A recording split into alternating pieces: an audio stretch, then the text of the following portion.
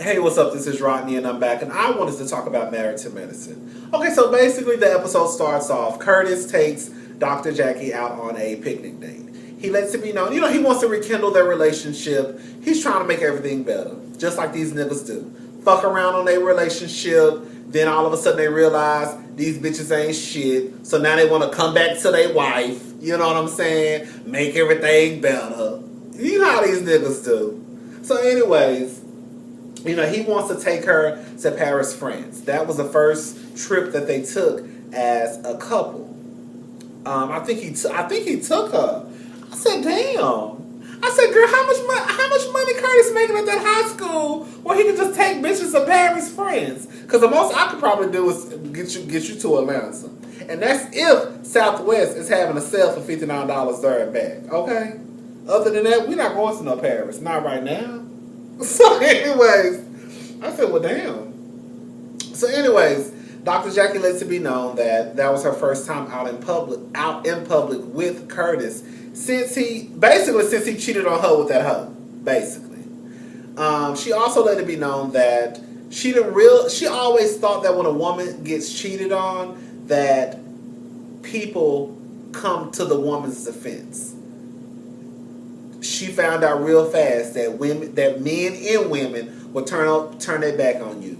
You shouldn't have been working. You know what? Let me just say this much and I'll be done with it. If Curtis had made the argument that he and Dr. Jackie did not have a great sex life, kind of like Toya and Eugene, like if he had said something like, me and Dr. Jackie, we used to have sex 4 or 5 times a week. Now we have sex twice every 3 months. I'm not saying it's right, but realistically speaking, if sex is a big part of your relationship and you go from having sex, 4 or 5 times a week to having sex twice every 3 months, that's a big ass change. And it might just so happen somebody might step out because they need to go bust a nut with somebody. I'm just saying. I'm not saying it's right, but sometimes that shit happens. Now, I'm not talking about y'all bitches out there who fucking suck y'all man 6-7 times a week and these niggas still go out there and cheat on y'all. Y'all's niggas just trifling, okay? If Curtis had made an argument like that, then I would say, okay. Kind of like Miranda and Steve on Sex and the City when Steve cheated on Miranda and he was like, we never have sex, you always fussing and complaining, I ain't busting no nothing forever. I'm not saying it's right, but I can kind of understand it a little bit. If that was the case, okay. But my whole thing is Curtis wasn't complaining about that. Curtis ain't never mentioned sex. I don't know if he didn't mention sex out of respect for Dr. Jackie and their relationship, but it's kind of like, well, shit, you was flaunting another bitch, so you can't respect your relationship too much. What's so hard about you telling the world that you and your wife not having sex, but it's so easy for you to go just flaunt another bitch in front of the world? So I know that's not the case. So you can still have sex with your partner and still not spend time with them. Because say, for example, you get off work at 11 o'clock and, you come home, take a shower, suck your man dick, fuck him, and then y'all go to sleep. That's not really spending time with somebody, but you fucking. So anyways, it's kind of like Bernadine and, what's that nigga name? John. No, John was her trifling ass husband who's cheated on her with that white hoe.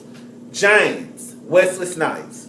Remember when James and Bernadine had met in the hotel lobby and, they was kikiing and they went back to the room and, I'm trying to get this body together. I'm about to get so fine on y'all, girl. Bitch, I'm about to get so fine on y'all. So anyways, remember when Bernadine and James fell asleep in the hotel room, fully clothed, woke up, went home like ain't shit happened? If Curtis had pulled one of those stunts, had probably built an emotional connection with someone, and sometimes emotional connections are worse than physical connections.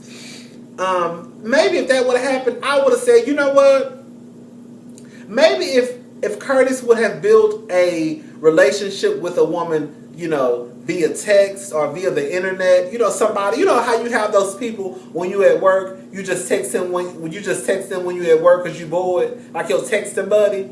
Maybe if he would have did something like that, I would say, well, damn, maybe he just wanted attention from a woman, and Dr. Jackie, you just wasn't giving your man no attention. Maybe you could probably just cut your hours back, you know, probably 8 hours a week.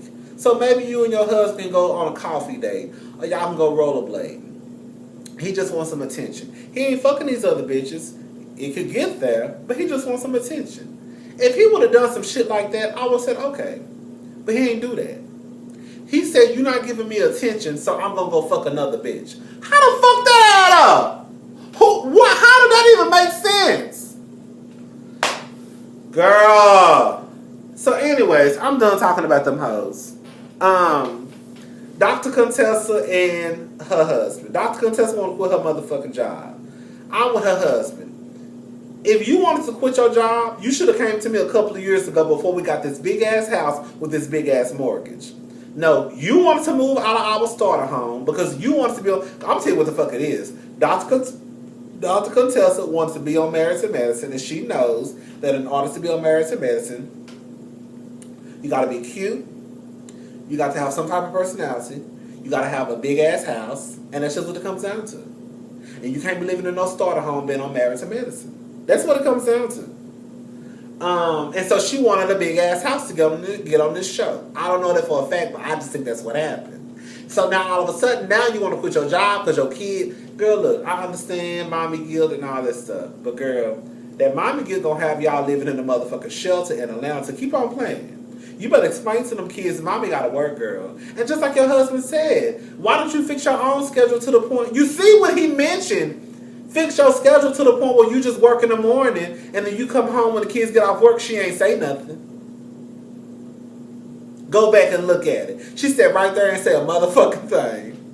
Girl, the funny thing about that whole thing was when they went on that date, and girl, I got a box fan right here on my motherfucking dresser, and it puts me to sleep every night, real good. But when I tell you they walked into that restaurant and I saw that box fan sitting on that goddamn counter, and Bravo showed it after she just said her husband took us to a nice restaurant, I said Bravo ain't shit. Do you hear me? Woo! I giggle though. So Dr. Simone and Eugene meet up with one of his business partners for the app they're trying to release. I think it's a great idea. You know, Quad mentioned later on, you know, basically what about sex offenders? I think even Dr. Simone mentioned that too. And they said they were going to do free background checks for everyone. You know, I think it's a good idea, especially, you know, the simple fact that our kids don't need to work.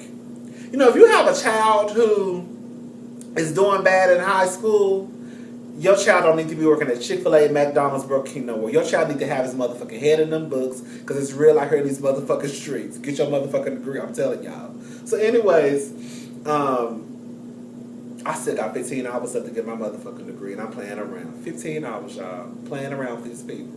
I'm going to be 60 years old, still talking about I need to get my degree. Kids, stay your ass in school, get your degree, and go get your motherfucking job. And that's real motherfucking talk. That's coming from Cousin Rodney, okay? So anyways, I think it's a good idea for kids, because, you know, sometimes kids don't need to work. Like I said, if you're doing bad in high school, you ain't got no business working no job. I understand some people have to work. Even sometimes kids have to work, because I know everybody's situation is not the same. But if you can avoid it, don't do it. And I feel like this is a good, you know, app for kids who, you know, after school, you know, if Miss Parker needs somebody to rake her yard, she pay you $10. You know, then maybe, you know, Simone up the street who got a decent job, she needs you to mow her yard, she might pay you $30. You see what I'm saying?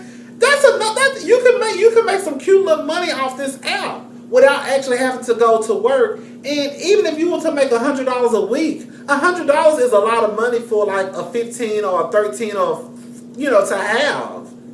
Because the truth of the matter is, some, not all, some teenagers are not paying bills. So if you bring home $400 a month, bitch, that's cute. Anyways, so I love the app. Babe, I thought somebody had just said, ow! Baby! Ooh! Girl, I thought somebody had just sent me a nude picture, girl, but it was actually a nude picture I had saved in my phone from somebody else. So, anyways, I think the app is a cute idea. What else? Basically, let's get down to the real part of the show. So they go to the motherfucker. Cecil have the motherfucking event. And I said, I know these bitches not gonna cut up in front of all these people and have this discussion about why the fuck, girl, when Dr. Simone said that, when Dr. Simone said that Michael was a handsome young man because he used to be funny looking, girl, now you know when Dr. Heatherly said Dr. Simone's son was handsome but he used to be funny looking, y'all know damn well that wasn't no lie. That Michael know he used to be funny. I used to look at him like, hopefully he just grow into his looks. Because right now he looks like a funny looking creature. And he actually is he's going to be a handsome young man. And Dr. Simone was like, now what if I call her Laura funny looking? And she was like, please don't. But Dr. Heavenly was telling the truth. So anyways, what else?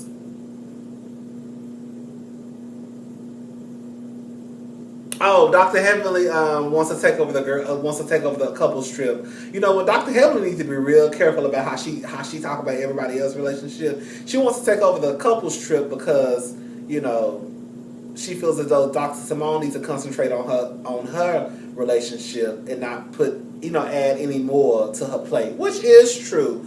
But Dr. Heavenly needs to be real careful about how she low-key judge these other people's relationships because, girl, you gonna fuck up and you gonna be next. Keep on playing with these people. You gonna fuck up and your husband gonna be right there on motherfucking Shade Room and Barbados fucking a bitch. He tell you he ain't been to Barbados but one time. Anyways,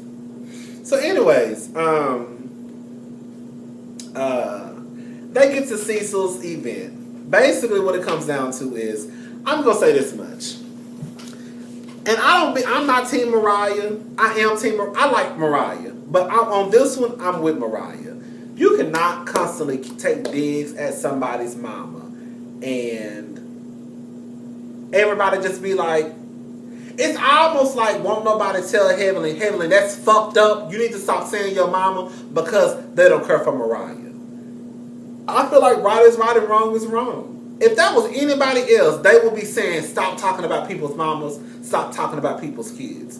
So I think it's fucked up that won't nobody say Dr. Heavenly, stop talking about that woman mama before she pop you in your motherfucking face, rightfully so. I disagree with Toya when she was like, Quad hasn't forgiven, they can forgive people, but not talk. Let me say something. Just because I can forgive you and still not fuck with you like that. I can forgive you and be cordial.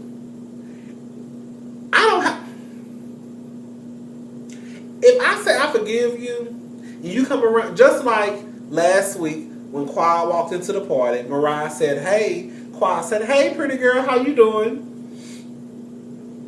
That's cordial. She could have said, girl, why you speaking to me? You know I don't fuck with you, ho. So I disagree with Toya on the whole thing that Quad isn't being cordial and Quad, you can be in the same room with somebody and not fuck with them. I cannot fuck with you and still be grown about a situation. Like, that hoe, no, I don't fuck with her. But because I know this is a show, and because I know we gotta hang around each other, I'm gonna walk in. If she speak, I'ma say hey back. I might speak first, like, oh hey, how are you? Or I might just give a general hello, like, hey, how's everybody doing? Because that's more my style. Because if I don't fuck with you, I'm just gonna say hey to everybody. Anyways, I'm tired of talking about this video. Dr. Heavenly needs to stop talking about people's mamas. Mariah is right. If it was anybody else, they would be jumping down, their throat. If Mariah was saying your mama, they would be jumping down her throat. So they need to tell Dr. Heavenly the same thing. Stop talking about people's mamas. I was like, I know these bitches are not about to cut up at this motherfucking man event, and they did. People staring and looking and shit. Mariah, she's storming out. I was just like, girl, they are doing way too merch in front of all these people. You got people there, this is this man's business. He trying to make, you know what I did say, Dr. Cecil, girl? You ain't gonna have no job. Keep getting on TV talking about how your job gonna lay you off. They gonna lay your ass off. They gonna lay your ass off all right when they realize that, bitch, clearly you don't need this job because you got something. You know, jobs will lay your ass off when they find out you doing something else on the side. That's why it's called a side hustle. You ain't supposed to let nobody know, especially your job. Because if they lay people off like that, you don't think they're gonna lay your ass off when they realize, well, damn, he don't need this job. He own a TV show. Shit, he taking $25,000 out of their account without asking his wife. He started another business. You got to be real careful with that shit like that. That's all I'm saying. I'm done talking about these hoes.